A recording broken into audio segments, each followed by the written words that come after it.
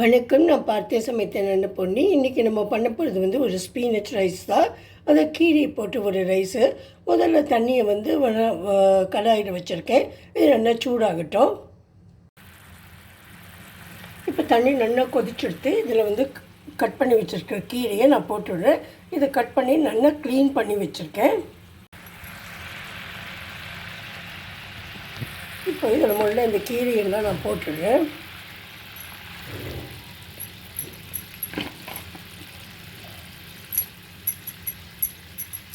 இந்த கீரை வந்து கொஞ்சம் நாள் வேகட்டும். ஒரு 3 மினிட்ஸ் ஆகும். அதுக்கு வெந்ததுக்கப்புறம் நம்ம எடுத்துடலாம்.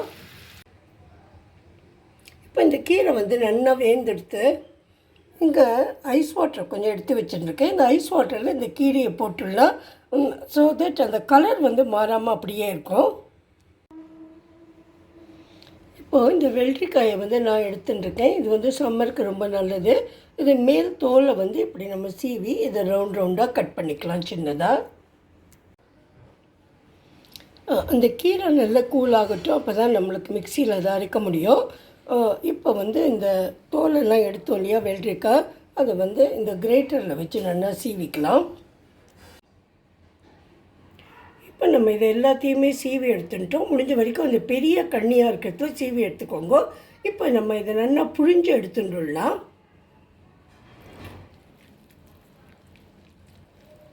இந்த தண்ணியை வந்து ஈர்த்து எடுத்துக்கணும். இந்த தண்ணியை வேஸ்ட் ஆக்கிடுவோன்னு நினைக்க வேண்டாம்.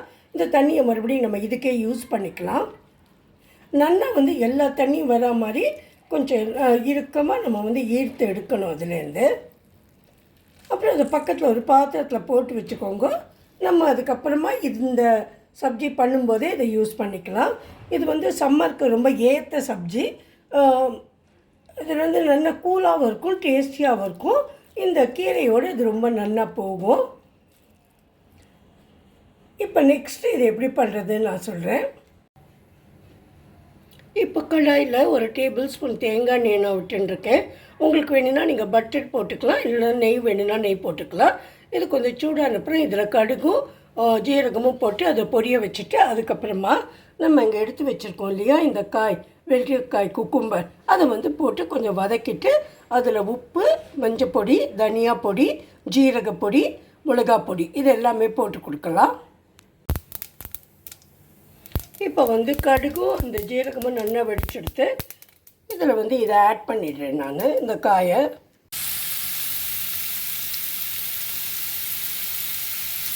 கொஞ்சம் இப்போ தண்ணி இருந்தால் அதை கூட நீங்கள் புழிஞ்சு எடுத்துட்டு கொஞ்சம் சக்கையாக அது மாதிரி போடுங்க. கொஞ்சம் கேஸை வந்து சின்னதாக்கி வச்சுட்டுருக்கேன்.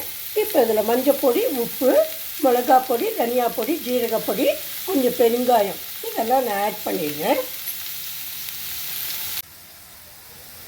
இப்போதைக்கு எல்லா பவுடர்ஸும் நான் ஆட் பண்ணி கொடுத்துட்டேன். இப்போ இதை கொஞ்சம் நம்ம வந்து கிளறி கொடுக்கலாம். இதெல்லாம் நல்லா கொஞ்சம் ஃப்ரை ஆகட்டும்.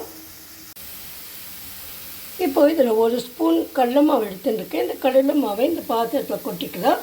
அதுக்கப்புறம் இங்கே நம்ம புழிஞ்சு வச்சோம் இல்லையா இந்த வெள்ளரிக்காவோட தண்ணி, அந்த தண்ணி இருக்குது. அந்த தண்ணியையே அந்த கடலை மாவுலேயும் நம்ம போட்டுக்கலாம். இப்போ உங்களுக்கு வேணும்னா நீங்கள் இதில் கூட மஞ்சள் பொடி, உப்பு, மிளகா பொடி போட்டுக்கலாம். இல்லைன்னா முதல்ல போட்டுன்றதுலேயே நிறைய போட்டுட்டேன்னா அதை அவாய்ட் பண்ணிக்கலாம். அது உங்கள் இஷ்டம்தான்.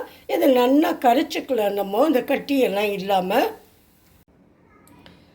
நான் இதில் கொஞ்சம் மஞ்சள் பொடியும் கொஞ்சம் உப்பும் போட்டுட்டேன், மிளகா பொடி போட்டுக்கலாம். ஏன்னா அதுலேயே கொஞ்சம் நிறைய போட்டிருக்கேன். இப்போ இந்த கரைச்ச கடலை மாவை வந்து நம்ம இங்கே ஃப்ரை பண்ணி வச்ச குக்கும்பரில் கொட்டிட்டு கேஸை இப்போ நான் அணைச்சி வச்சுருக்கேன். இதை கொஞ்சம் ஏற்றிட்டு ஸ்லோ ஃபயரில் வச்சு கிண்டிகிட்டே இருக்கலாம். இப்போ நான் இந்த கடலை மாவை வந்து இதில் கொட்டிட்டேன். அப்புறம் இதை கிண்டிகிட்டே இருக்கலாம். கொஞ்சம் நாளைக்கு கிண்டிக்கலாம். கேஸை கொஞ்சம் சின்னதாகவே வச்சுக்கலாம். இது எல்லாம் ஒன்றா சேர்ந்து வந்தப்புறமா நம்ம வந்து கேஸை ஆஃப் பண்ணிடலாம். இப்போ இந்த வெள்ளரிக்காய் கறி வந்து ரெடி ஆகிடுது. அடுத்ததாக நம்ம கீரையை பார்க்கலாம். கீரை வந்து தண்ணியில் போட்டு வச்சுருக்கேன் இல்லையா, அதை வந்து நான் மிக்சியில் போட்டு நல்லா அரைச்சின்னு வந்துடுறேன். இதில் வந்து ஒரு 4 பச்சை மிளகாயும் போட்டிருக்கேன், 2 ஜீரகம் போட்டிருக்கேன், அப்புறம் கொஞ்சமாக கொத்தமல்லி இதை போட்டு அரைச்சின்னு வந்துடுறேன். இப்போ நான் அந்த கீரையை நல்லா அரைச்சின்னு வந்துட்டேன். அதுக்கப்புறம் கடாயில் வந்து 2 டேபிள் ஸ்பூன் தேங்காய் எண்ணெய் விட்டுருக்கேன். இந்த முதல்ல 2 பூண்டு பல் போட்டுட்டு அது கொஞ்சம் வதங்கின அப்புறமா இந்த அரைச்ச கீரையும் போட்டு நல்லா வதக்கிடலாம். வதக்கிட்டு இதில் உப்பும் நம்ம போட்டுக்கணும். இப்போ கீரையை நல்லா வதங்கிடுத்து இதில் வந்து கடைசியாக 2 ஸ்பூன் நல்லெண்ணெய் விட்டுட்டு கொஞ்சம் கூட ஒரு 2 மினிட்ஸ் கூட வதக்கிக்கணும். அப்புறம் நான் வந்து காத்தாலேயே சாதம் வடித்து வச்சுருக்கேன். இந்த சாதத்தில் உப்பு வேணும்னா போட்டுக்கணும். உப்பு செக் பண்ணிப்பேன், வேணும்னா போட்டுப்பேன், இல்லைன்னா விட்டுருவேன். இந்த சாதத்தை கீரையோடு போட்டு கலந்துடுறேன். இப்போ நம்ம கீரை சாதம் ரெடி ஆகிட்டு அதை சர்வ் பண்ணுறதுக்கு முன்னாடியே அதுக்கு மேலே வறுத்த வேர்க்கடலையும் கொஞ்சம் சில்லி ஃப்ளேக்ஸும் போட்டுட்டு சர்வ் பண்ணலாம்.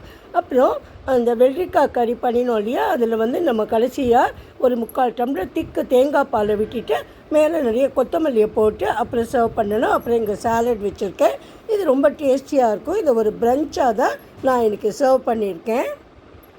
உங்கள் எல்லாருக்கும் இது ரொம்ப பிடிச்சிருக்குன்னு நினைக்கிறேன். Please subscribe to my channel. Thank you.